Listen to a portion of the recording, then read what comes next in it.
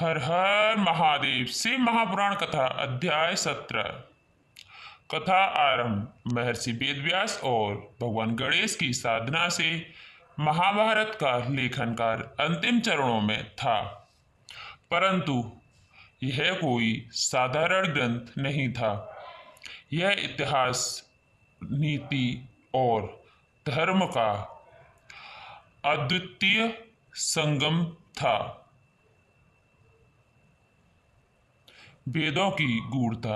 महाभारत के भीतर जब लेखन पूर्ण हुआ तो भगवान गणेश ने वेदव्यास से पूछा, गुरुदेव, यह ग्रंथ तो ऐतिहासिक कथा है, फिर आपने इसे इतना रहस्यमय क्यों बनाया? वेदव्यास मुस्कुराए और बोले, गणेश, यह केवल कथा नहीं, इसमें वेदों का सार, धर्म का व्यवहार और जीवन का दर्शन छिपा है। महाभारत के भीतर संहिता, ब्राह्मण, आरण्यक और उपनिषदों के तत्व सूक्ष्म रूप में समाहित थे। हर पात्र, हर घटना, हर युद्ध जीवन की किसी न किसी चुनौती का रूपक था। शिव का आशीर्वाद। वेदव्यास ने कहा, इस कार्य की सफलता शिव की कृपा से ही संभव हुई है।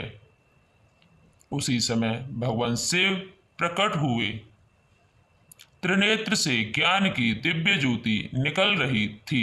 उन्होंने वेदव्यास और गणेश को आशीर्वाद दिया, तुम्हारी लेखनी से जो ग्रंथ जन्मा है वह युगों युगों तक धर्म, नीति और ज्ञान का दीप बनेगा।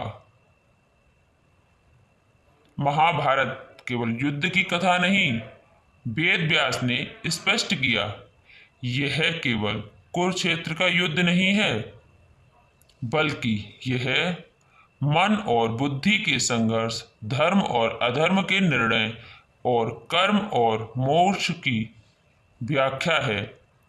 भगवत गीता, जो इसी ग्रंथ का हिस्सा है, वास्तव में वेदों का सार और आत्मा है।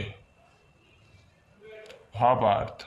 वेद श्वास है, महाभारत उसकी चाल है, शिव उसका चित्त और गणेश उसकी लेखनी। महाभारत हमें यह सिखाता है कि धर्म केवल पूजा नहीं, बल्कि द्रव्य और विवेक का अनुसरण है।